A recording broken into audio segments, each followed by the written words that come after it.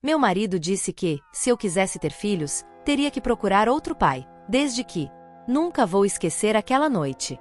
Estávamos jantando. Tudo parecia normal. Até que eu disse. Estive pensando no que conversamos. Acho que quero tentar ser mãe. Ele largou os talheres no prato, me olhou em silêncio por alguns segundos, e disse: se você realmente quer ter filhos, procure outro pai. Desde que eu nunca tenha que conhecê-lo. Assim, sem mudar o tom de voz. Sem um gesto de culpa. Como se tivesse acabado de me autorizar a comprar um móvel novo. Ri. Achei que era brincadeira. Mas não era. Você tá falando sério? Mais do que nunca. Não soube o que dizer. Só o olhava, esperando uma risada tardia. Mas tudo que ele fez foi voltar ao prato, como se nada tivesse acontecido. Eu tinha 35.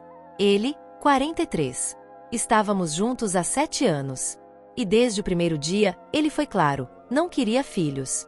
Mas nunca pensei que a rejeição dele fosse tão fria. Inscreva-se se quiser saber como essa história vai terminar. Porque eu te garanto, não é o que você está imaginando. Naquela noite, não dormi. Fiquei olhando para ele enquanto roncava, tranquilo, alheio ao caos que tinha plantado em mim com uma única frase. No dia seguinte, voltei ao assunto. Precisava saber se ele tinha falado sério. Então você tá me dando permissão para procurar outro, para ser mãe? Sim, se isso te fizer feliz. Mas com uma condição. Ele me olhou, e o tom mudou. Ficou mais meticuloso. Não quero saber quem é. Nunca. E a criança não pode ter o sobrenome dele. Vai ser como se fosse meu, mas sem que eu tenha que tocá-lo. Fiquei sem ar. Era como um acordo.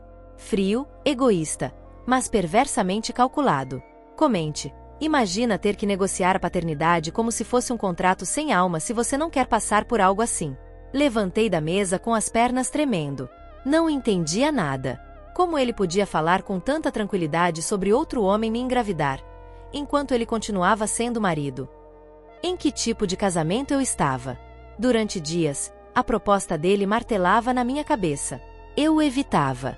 Me trancava no banheiro só para não encarar seu olhar. E, mesmo assim, uma parte de mim não conseguia parar de pensar nisso. Porque sim, eu queria ser mãe. Sonhava com isso desde pequena. Mas não assim. Não com uma cláusula emocional como se eu estivesse comprando uma criança parcelada. Uma noite, sentei no sofá e disse: e se eu fizer? E se, de verdade, eu tiver um filho com outro? Você conseguiria viver com isso? Ele serviu uma taça de vinho, deu um gole e me olhou. Não seria a primeira, nem a última. O único que me importa é que você não passe a me olhar diferente depois. E ali eu vi. O que ele escondia por trás daquela frieza não era indiferença. Era medo. Medo de que, se eu me tornasse mãe, ele se tornasse irrelevante. Inscreva-se se ainda não entende como uma história de amor pode se tornar tão retorcida, porque o que vem a seguir é ainda mais confuso. Comecei a buscar respostas. Conversei com amigas. Algumas me disseram para deixá-lo. Outras, para negociar. Uma até disse: e se ele estiver te testando para ver até onde você iria para ter um filho? Mas quem mais me marcou foi minha irmã. E você, faria? Criaria um filho com um homem ao lado, que nem quer olhar para ele. Naquela noite, não dormi. Fiquei horas me olhando no espelho. E me perguntei: quem sou eu agora? Uma mulher apaixonada? Ou uma mulher presa num acordo sem alma? 2 semanas se passaram. Não voltei a tocar no assunto. Ele também não. Vivíamos como se nada tivesse acontecido. Como se aquela conversa tivesse sido uma alucinação coletiva. Mas não foi. Ela estava ali, como uma mancha na parede que não importa o quanto você pinte, nunca sai. Até que um dia, ele voltou ao tema. Estávamos vendo um filme sobre um casal que adotava. E, sem tirar os olhos da tela, ele disse: e se for com alguém que não esteja nas nossas vidas? Um doador. Anônimo. Frio. Sem rosto. Assim, como se fosse uma inseminação artificial emocional. Respondi, com sarcasmo: exato. Você tem seu filho. Eu continuo sendo seu marido. E todos felizes. E foi aí que percebi algo muito sombrio. Ele não me amava como eu amava. Ele me controlava. Não queria filhos. Mas também não queria me perder. Não queria dividir a paternidade, mas queria manter minha lealdade, como se eu fosse uma propriedade emocional. E o pior, uma parte de mim já tinha começado a considerar a oferta dele, como se fosse normal aceitar isso, só para não perdê-lo. Então fiz algo que nunca pensei que faria. Fui sozinha a uma clínica de fertilidade. Não para começar o processo, mas para ouvir, para entender se, além daquele casamento doente, existia uma outra possibilidade. A médica foi direta. Tudo era possível. Era o meu corpo, a minha decisão, o meu futuro. Mas antes de se despedir, me fez uma única pergunta. Você tem certeza de que quer fazer isso para ser mãe? Ou para não perder seu marido? Essa pergunta me acompanhou por dias. Voltei para casa com ela ecoando na minha cabeça. Eu faço isso por mim? Ou para não perdê-lo? Me tranquei no banheiro. Me olhei no espelho por minutos. E me vi cansada. Vazia. Uma mulher que um dia sonhou ser mãe por amor. E agora estava considerando isso por desespero. Naquela noite, ele chegou tarde. Trouxe vinho. Sorridente. Como se não estivesse me destruindo por dentro há semanas. Estive pensando, se você realmente quiser, podemos começar a procurar uma clínica. Mas lembre-se do que falamos. Nada de nomes. Nada de história. Nada de contato. Seu filho será só seu. E eu, seu marido. Como sempre. Ele disse isso com um sorriso. Um sorriso que me deu nojo. Eu assenti. Por fora, calma. Por dentro, em colapso. Naquela noite, enquanto ele dormia, peguei o celular dele. Nunca tive esse hábito. Mas algo me empurrou. Um pressentimento. E lá estava. Mensagens com uma mulher. Não eram sexuais. Eram emocionais. Confissões. Palavras doces. Fotos do cotidiano. Eles se falavam há meses. E numa conversa recente, ele escreveu: ela quer ser mãe. Tenho pena de deixá-la agora. Mas não aguento muito mais. Espera um pouco. Inscreva-se se ainda não acredita no que está acontecendo, porque essa história ainda não mostrou seu lado mais sombrio. Fiquei paralisada. De repente, tudo fez sentido. A frieza dele, a indiferença, a disposição para me deixar engravidar de outro, desde que ele não tivesse que se envolver. Ele não queria um filho que o prendesse. Ele queria se livrar de mim, sem carregar a culpa. Naquela noite, não disse nada. Não chorei. Só pensei. Isso não é amor. Isso é abandono, disfarçado de liberdade. No dia seguinte, levantei antes dele. Preparei café como sempre. Mesma rotina. Mesma xícara. Mas eu já não era a mesma. Sentei à frente dele e perguntei, com uma calma que nem eu reconheci: você está apaixonado por outra pessoa? Ele ficou em silêncio. Aquele tipo de silêncio que grita a verdade antes mesmo das palavras saírem. Não é tão simples, ele começou. Não, é simples. O que não é simples é o que você fez comigo, o que você está fazendo. E então, eu falei tudo. Dos recados. Do que li. De como ele transformou nosso casamento numa farsa bem montada. Mas o que ele disse depois foi o que me quebrou de verdade. Eu te disse desde o começo. Não queria filhos. Não queria essa vida. E você insistiu. Só tentei te dar o que você pedia, sem destruir o pouco que restava entre nós. Olhei para ele. E pela primeira vez, senti pena. Não de mim. Dele. Porque ele não estava apaixonado. Ele estava preso. Assim como eu. Mas a diferença era que ele sabia disso e escolheu mentir. Eu quis acreditar.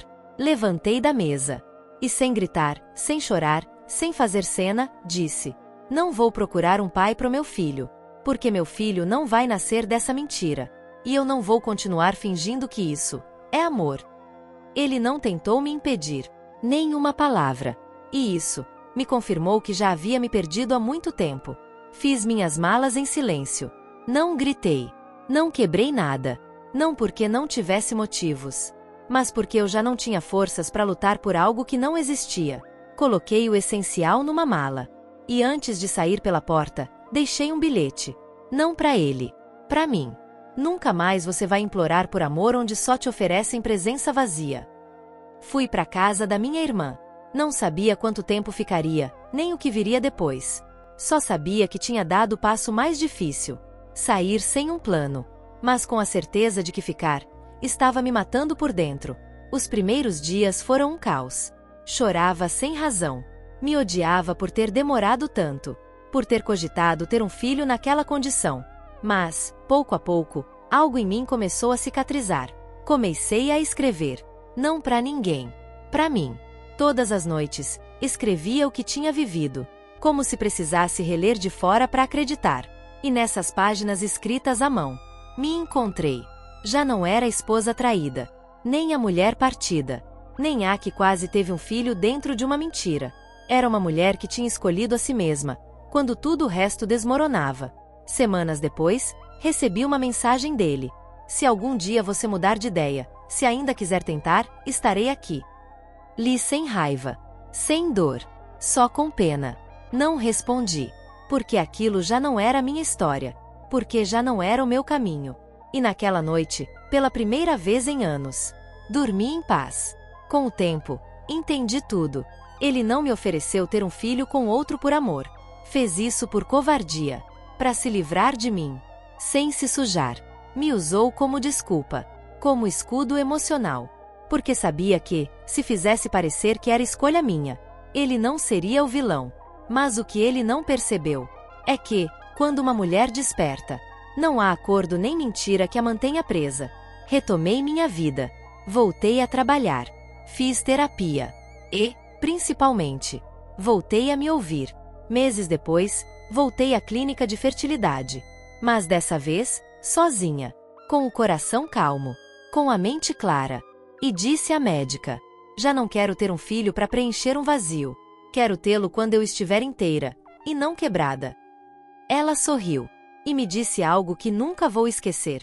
O melhor momento para criar vida é quando você voltou a amar a sua. Um dia, caminhando no parque, vi uma mulher com um bebê nos braços. Riam. Ela estava descabelada, sem maquiagem, com olheiras.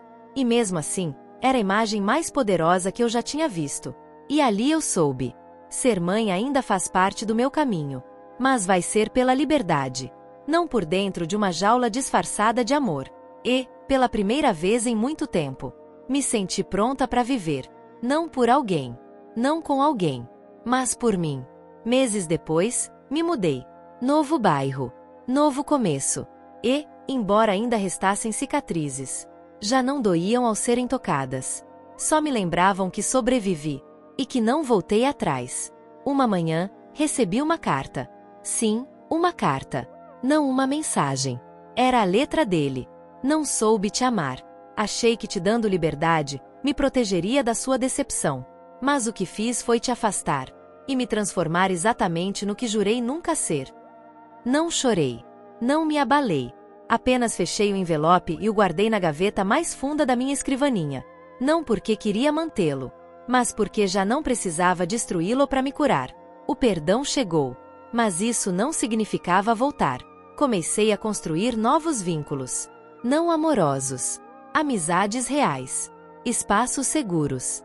Conversas honestas. E nesse ambiente, me tornei mãe de mim mesma.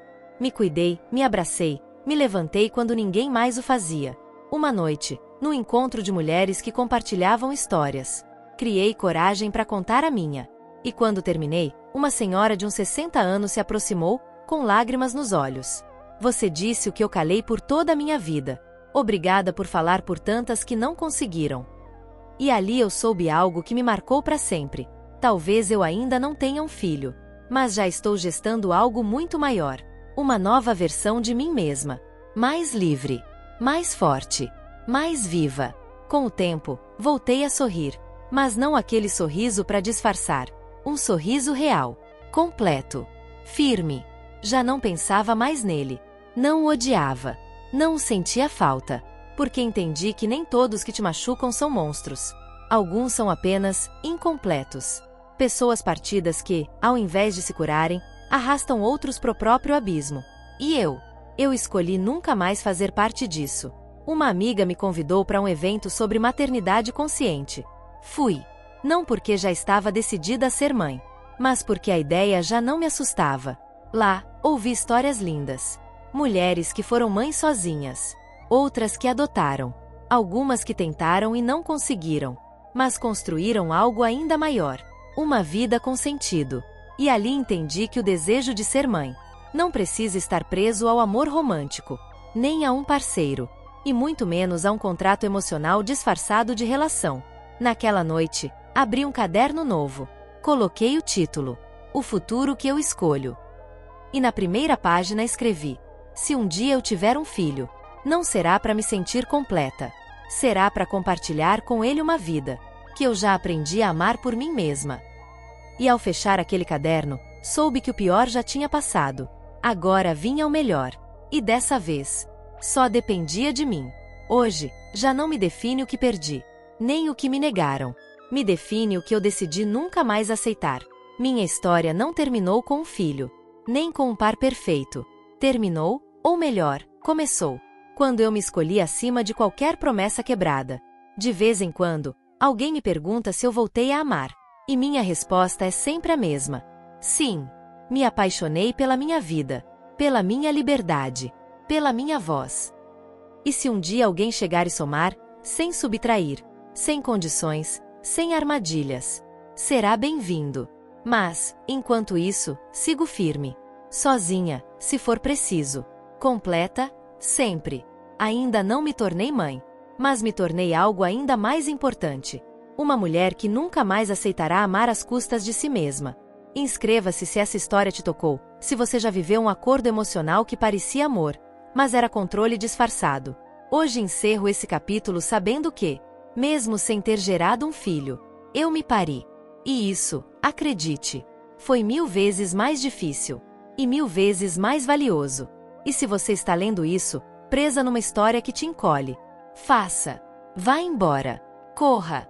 Destrua tudo se for preciso. Porque o que vem depois é o verdadeiro renascimento.